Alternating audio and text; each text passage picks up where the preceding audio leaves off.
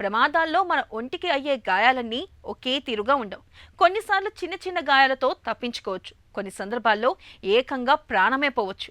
అయితే ఇవాళ చాలా సందర్భాల్లో ప్రమాదానికి గురైన వ్యక్తుల్లో కాలు చెయ్యి విరగడంతో పాటు శరీరంలో చాలా చోట్ల మల్టిపుల్ ఫ్రాక్చర్లు అవడం అనేది ఎక్కువగా ఉంటుంది. దీన్నే పాలిట్రామా అని అంటారు.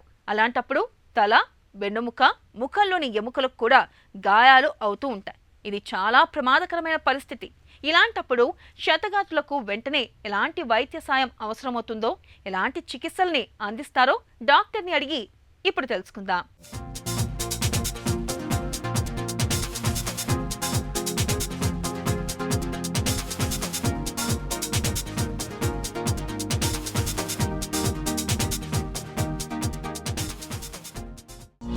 పాలిట్రామా అంటే ఏంటి? ట్రామా అంటే యాక్సిడెంట్, ఇంజరీ. పాలిట్రామా అంటే వెనెవర్ వీసే సపోజింగ్ ఎవరికన్నా ఒక చేతిలో ఒక కాలు ఇరిగింది అనుకోండి, సింగిల్ బోన్ ఇంజరీ, దాన్ని పాలిట్రామా అనం.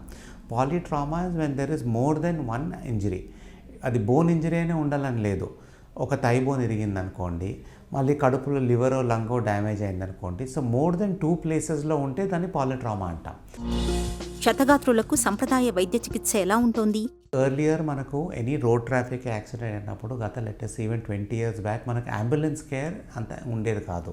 అంబులెన్స్ మనకు వచ్చి దాని పేషెంట్ హాస్పిటల్ ట్రాన్స్పోర్ట్ చేసే లోపల చాలా మటుకు డ్యామేజెస్ అయ్యేది. And ambulance arrival in the scene, so golden hour అని ఉంటుంది. ఏ యాక్సిడెంట్ అయినా కానీ ఫస్ట్ 1 hourలో వాళ్ళని పిలుచుకొని వచ్చి హాస్పిటల్లో ట్రీట్మెంట్ ఇవ్వగలిగితే రిజల్ట్స్ బాగుంటాయి. సో యాక్సెస్ ఆఫ్ అంబులెన్స్ ముందు ఉండేది కాదు, మన పేషెంట్స్ హాస్పిటల్కి వచ్చేది ఆల్సో లేట్గా వచ్చేది. Now as a speciality emergency physicians అని 20-25 years బ్యాక్ ఉండేది కాదు. So emergency physicians are doctors, వాళ్ళు ఎమర్జెన్సీ కేర్లో ట్రైన్ అయిన వాళ్ళు. They are not orthopaedic surgeons or general surgeons కాదు. So emergency has a speciality last 20 yearsలో చాలా డెవలప్ అయింది. ఇవన్నీ 20 years 30 years బ్యాక్ లేవు. క్షతగాత్రులకు ప్రస్తుతం అడ్వాన్స్డ్ ట్రామా కేర్ ఎలా ఉంటుంది? అట్లీస్ట్ 15-20 yearsలో మన trauma care and emergency services చాలా ఇంప్రూవ్ అయినాయండి. సో ఫోన్ కాల్తో మనకు ambulance within the city limits we can get it in 15-20 minutes. So ఎక్కడ యాక్సిడెంట్ అయినా కానీ అంబులెన్స్ యాక్సెస్ ఈజీగా ఉంటుంది. అంబులెన్స్ వచ్చినప్పుడు కానీ పాతకాలంలో గతంగా ఎర్లియర్ అయితే వాళ్ళ ఎక్విప్మెంట్ అంత ఉండేది కాదు. Now along with ambulance emergency technicians అని ఉంటారు. ఆ ఎమర్జెన్సీ టెక్నీషియన్స్ పేషెంట్ అక్కడే ఇమీడియట్గా కొంచెం ట్రీట్మెంట్ ఇస్తూ వాళ్ళని ఎట్లా సేఫ్గా హాస్పిటల్కి ట్రాన్స్పోర్ట్ చేయాలా, ఎంత త్వరలో ఏ హాస్పిటల్ ట్రాన్స్పోర్ట్ చేయవచ్చు అని ఎమర్జెన్సీ టెక్నీషియన్స్ చూస్తారు. ఎమర్జెన్సీ టెక్నీషియన్స్ ఆ ఫెసిలిటీస్తో చేసుకొని హాస్పిటల్ తొందరగా తీసుకుంటే హాస్పిటల్కి వచ్చినప్పుడు the first care to be seen is by a emergency physician. నా ఎమర్జెన్సీ ఫిజిషియన్స్ 25 years బ్యాక్ లేరండి. ఇప్పుడు ఆ స్పెషాలిటీనే డెవలప్ అయ్యి ఎమర్జెన్సీలో ట్రీట్మెంట్ ఇచ్చే పద్ధతే వేరేగా ఉంటుంది. The main important thing is what you call ABC, airway, breathing, circulation. So హాస్పిటల్కి వస్తూనే వాళ్ళకు ఊపిరితిత్తులు ఎట్లా పోతున్నాయి, గాలి ఎట్లా పోతున్నది, బ్లడ్ ఫ్లో ఎట్లా పోతున్నది చూసుకొని వాళ్ళని స్టెబిలైజ్ చేసేది is of primary importance.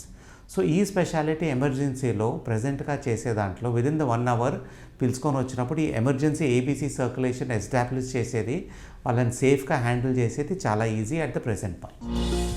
High velocity ఇంజురీస్కి ఎలాంటి చికిత్స అందిస్తున్నారు? సో ఇలాంటి వాళ్ళకు మనం emergency care super speciality hospitals తీసుకొచ్చినప్పుడు ద ఎమర్జెన్సీ ఫిజిషియన్కి వాళ్ళకి యాక్సెస్ ఉంటుంది to handle every aspect of taking care of the airway, breathing and circulation. Blood availability ఈజీగా ఉంటుంది, స్టెబిలైజ్ చేసేది ఈజీగా ఉంటుంది. ఎమర్జెన్సీ ఫిజిషియన్ డాక్టర్స్ డ్యూటీలో ఉంటారు. సో ఎమర్జెన్సీ ఫిజిషియన్స్ చూసుకొని స్పెషలిస్ట్ డాక్టర్స్తో సిటీ స్కాన్స్ టెస్ట్లన్నీ చేసిన తర్వాత స్పెషలిస్ట్ ఫిజిషియన్స్ని ఇమీడియట్గా పిలుచుకొని స్టెబిలైజ్ చేసే ఛాన్స్ చాలా బెటర్ ఉంటుంది compare to 20 years back. Bone missing కేసుల్లో చికిత్స ఎలా ఉంటుంది? బోన్ మిస్సింగ్ కేసెస్ అంటే these are all compound injuries అండి. సో కాంపౌండ్ ఇంజరీ అంటే ఏంటి? నార్మల్గా ఫ్రాక్చర్ అయినప్పుడు పైన చర్మం ఇంటాక్ట్ ఉంటుంది. కొన్ని సిచ్యువేషన్స్లో ఆ చర్మం కానీ కట్ అయినప్పుడు లోపల బోన్ బయటికి వస్తుంది.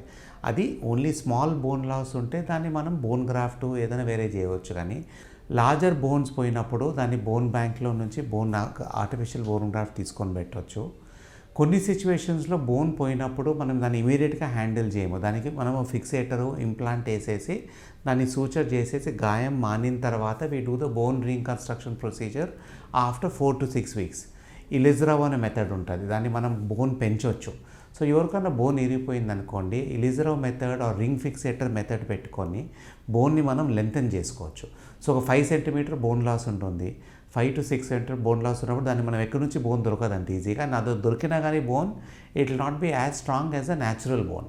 సో ఈ సిచ్యువేషన్స్లో డిలేడ్ సర్జరీ చేసినప్పుడు we can do the Ilizarov fixator and grow the bone also. So bone cut చేసి ఎవ్రీ డే ఒక 0.2 మిల్లీమీటర్స్ పెంచుతాం, దాన్ని పెంచుకుంటే విదిన్ 2 months గ్రోత్ వచ్చేస్తుంది. గతంతో పోలిస్తే ప్లేట్స్, రాడ్స్కి సంబంధించి ఎలాంటి మార్పులు వచ్చాయి? కొత్తగా వచ్చినది ఏమంటే లాకింగ్ ప్లేట్స్ అని వచ్చినాయి. సో గతంలో ముందు 20-25 years బ్యాక్ ఖచ్చితంగా ప్లేట్ వేయాలంటే పూర్తిగా కట్ చేయాల్సి వస్తుంది, బోన్ పైన ప్లేట్ వేయాలి. ఇప్పుడు చాలా మటుకు ప్లేట్స్ మనం బోన్ కట్ చేయకుండా మీపో టెక్నాలజీ అంటే మినిమల్ ఇన్వేజివ్ ప్లేట్ ఆస్టియోసింథసిస్తో అంత చిన్న ఇన్సిషన్తో. సో నార్మల్గా మనం కట్ చేసేది లెటర్సే 10 సెంటీమీటర్స్ ఉంటే ఇప్పుడు ఓన్లీ 1 to 2 సెంటీమీటర్స్లో సేమ్ ప్లేట్ వేయవచ్చు. That is because we have technology like fluoroscopy, better locking plates వచ్చినాయి. సో సివియర్ ఫ్రాక్చర్స్ ఉన్నా కానీ లాకింగ్ ప్లేట్ మెథడ్ టెక్నాలజీతో మనము గాయం సరిగా హీల్ చేసుకోవచ్చు. అండ్ మనం స్కిన్ ఓపెన్ చేయకపోతే టిష్యూస్ ఆల్సో మెయింటైన్ చేసినప్పుడు బోన్ ఆల్సో తొందరగా అండ్ స్ట్రాంగ్ బెటర్గా యునైట్ అవుతుంది. క్షతగాత్రులకు అందించే ప్రథమ చికిత్స ఎలా ఉండాలి? ఇప్పుడు first aid after injuries any flat surface మీద పండబెట్టి ఇమీడియట్గా అంబులెన్స్ పిలిపించుకోవాలి. అంబులెన్స్ పిలిచినప్పుడు వాళ్ళు ఇమీడియట్గా వచ్చేసి ఇమ్మొబిలైజ్ చేస్తారు first. Supposing depending on the patient వాళ్ళు డ్యామేజ్ చేయకుండా అంబులెన్స్లో షిఫ్ట్ చేసి ముందు వాళ్ళు ఎయిర్వే సరిగా లేదు, గాలి ఊపిరితిత్తులు సరిగా పోలేదంటే అది పోయేటట్లా ఊపిరితిత్తులకి వాళ్ళు మందులు ఆర్ ఇంట్యూబేషన్ ట్యూబ్ వేసేది, గాలిది ఆక్సిజన్ పెట్టేది అవన్నీ చేస్తారు. బ్లడ్ సర్క్యులేషన్ సరిగా లేకపోతే emergency technicians intravenous line start చేస్తారు అంబులెన్స్ సైట్లోనే. సో బ్లడ్ ఫ్లో ఇంప్రూవ్ అవుతుంది, షాక్ నుంచి బ్లడ్ ఫ్లో ఇంప్రూవ్ అయ్యి బ్లడ్లో కానీ బ్లడ్ ఇంప్రూవ్ అవుతుంది, బ్లడ్లో వాల్యూమ్ ఇంప్రూవ్ అవుతుంది. బ్లడ్ ఎప్పుడు చెక్ కాదు, అది హాస్పిటల్స్లో ఇస్తారు. And then shift to the patient as earliest possible after controlling airway and circulation. Airway అంటే ఊపిరితిత్తులు ఎట్లుందో చూసుకొని బ్లడ్ లాస్ అయినప్పుడు ఫ్లూయిడ్స్ ఇచ్చి అండ్ ఇమీడియట్గా హాస్పిటల్ షిఫ్ట్ చేసేది is the ambulance thing. So ఈ ఎర్లీ షిఫ్టింగ్ టు హాస్పిటల్తో సేఫ్గా వచ్చినప్పుడు హాస్పిటల్లో ఫిజిషియన్ వాళ్ళని తొందరగా రికవర్ చేసే ఛాన్స్ బెటర్ ఉంటుంది.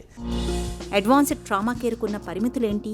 హై వెలాసిటీ ఇంజరీస్ చెప్పినామండి, ఎంత చేసినా కానీ హై వెలాసిటీ ఇంజరీస్లో when you're having road traffic accidents, scooter accidents, bike accidents at high speeds, limitations are the amount of damage. So మనం హెల్మెట్లు వేసుకోవాలా, హెల్మెట్ వేసుకోకుండా పోయి ఫస్ట్ ఇంజరీ హెడ్ ఇంజరీ అయినప్పుడు సివియర్ హెడ్ ఇంజరీలో నువ్వు ఏం ట్రామా సర్వీస్ ఏం ప్రొవైడ్ చేసినా కొన్నిసార్లు సివియర్ ఇంజరీస్ అయినప్పుడు ఎవరో హెల్ప్ చేయలేరు. రన్ ఓవర్ యాక్సిడెంట్స్, అబ్డామన్ మీద డ్యామేజ్ అయినప్పుడు కొన్ని సిచ్యువేషన్స్ ఎంత బ్యాడ్ ఉంటాయంటే అవి మనం ప్రైమరీ ట్రామా సర్వీస్ వాళ్ళు వచ్చినా కానీ ఏమీ చేయలేరు.